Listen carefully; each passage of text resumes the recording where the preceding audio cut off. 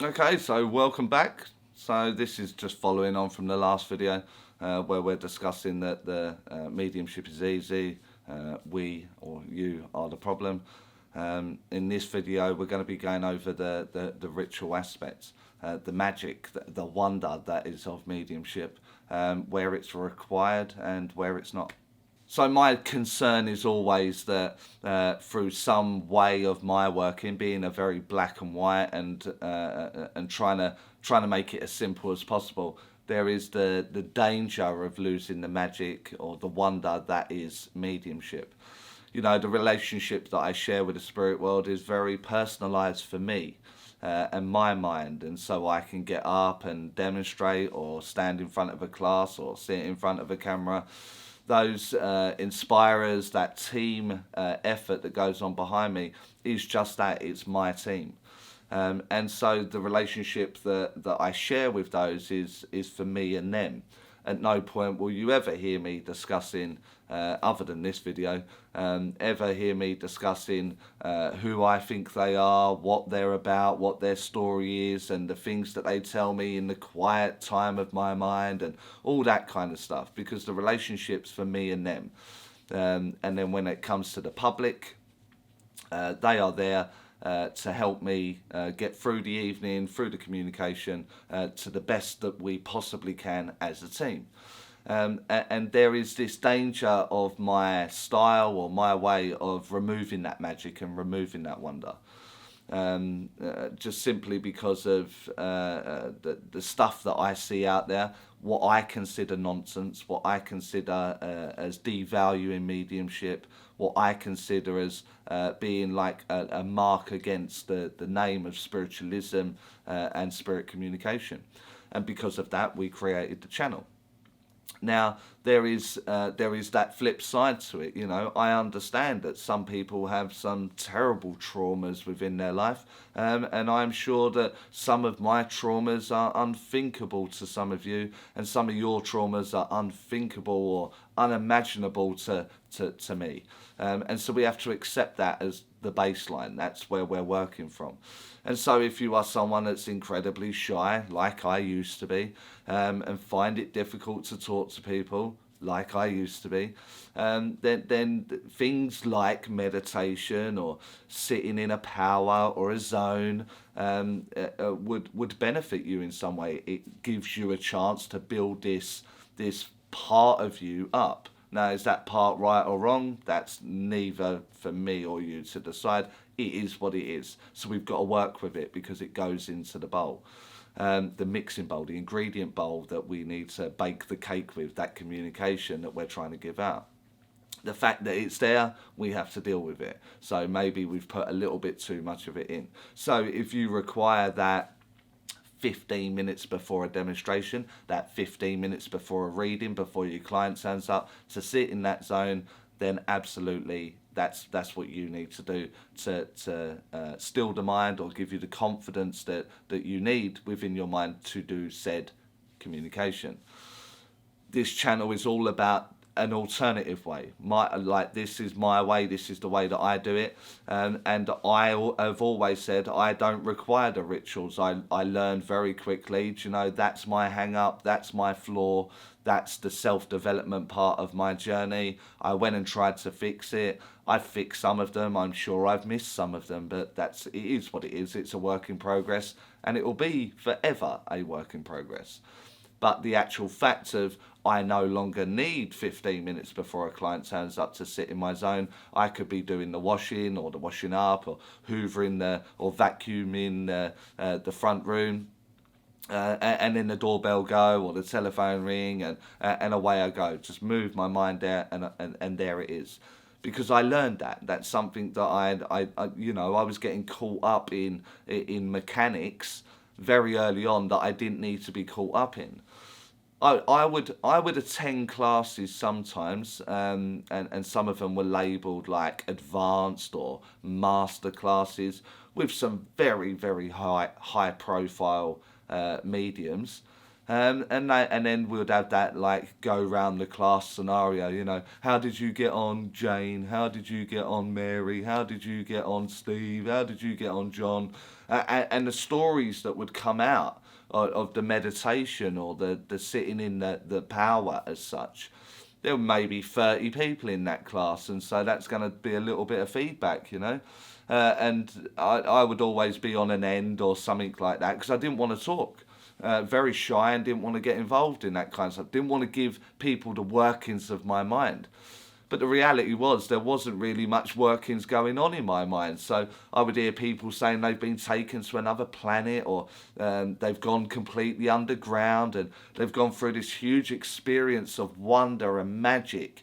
And it's made them feel like this and now they feel empowered and away they go. And I'm dreading my turn, absolutely dreading it, because for me it was just my voice going off in my head like, oh, for God's sake, how long have I got to sit here for like this?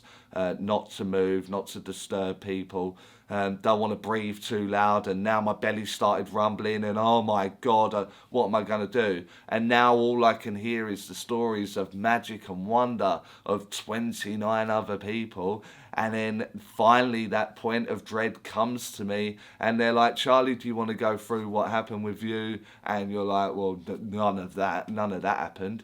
It was dark, it was black, and all I could hear was my own voice worrying about my own belly rumbling, because when I go quiet for some reason my bloody belly rumbles.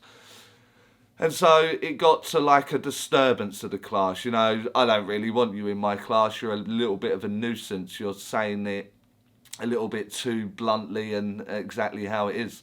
That I wasn't really welcomed in many classes once I started to gain that power of my mind.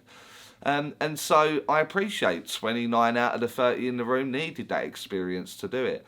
What always shocked me was that 29 magical episodes would take place, magical, and they sounded absolutely amazing and awesome, and some a little bit crazy, but that's imagination, isn't it?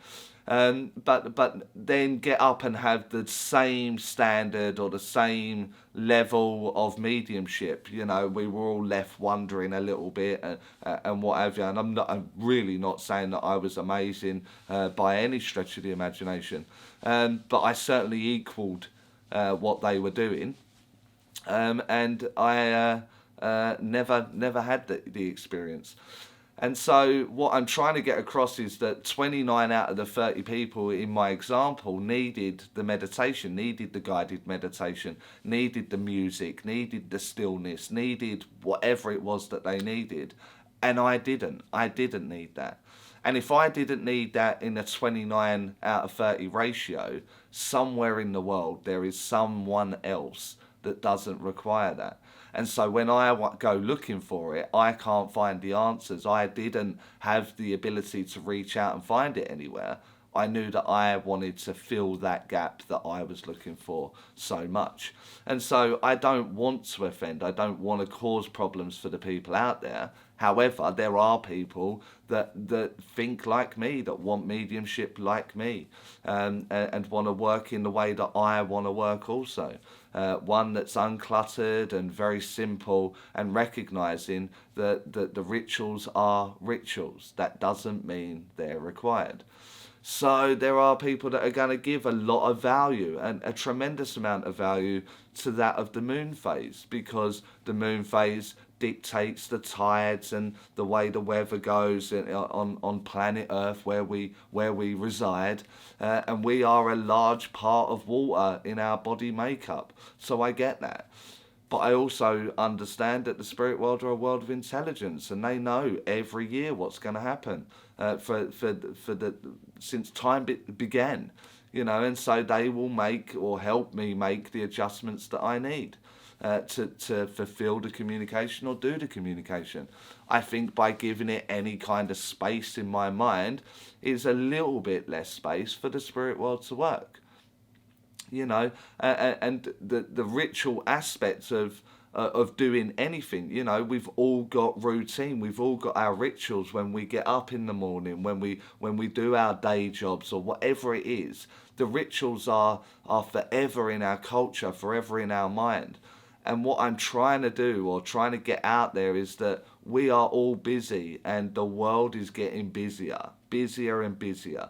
And the more we have this power in our hands of mobile phones and instant access to information, the busier and busier and busier we are getting. You rarely see people take time out just to chill out. You rarely hear that. It's all on the go. Everything's on the go, which means there are less time for the rituals. And if there's less time for the rituals, it means that in your belief, somewhere in your mind, well, I didn't have a chance to sit, so I didn't bother doing it today. And if you're not bothering to do it today, now I'm concerned, because you're a voice for the spirit world. And that's what we're trying to do. We're trying to get those seeds of truth out there, that there is a life after life. And so I'm just offering another perspective. It's absolutely fine to have the rituals. All I am trying to get across on this channel, all I'm trying to get you to see or understand, is that they are not required. If I'm doing it without any ritual whatsoever, then you can do it without any ritual whatsoever. And I know just through the comments that people are getting fed up with what we are seeing, with what we are watching on a platform, or being offered as a lesson or as a tuition. You know, you actually have more power than anything in the world, more than any of the people, the influencers, the creators, the demonstrators, the mediums of the world that are putting this content or this stuff out there. Because if you attend, then you are supporting it. If you click a button, then you are supporting it. If you subscribe, then you are supporting it. And these things can be, well, the power's in your hand, isn't it? The power is completely there. So look at it. Just look at what you require. And the way I got round my rituals was, why do I need that? What does it achieve in me? How does it make me feel?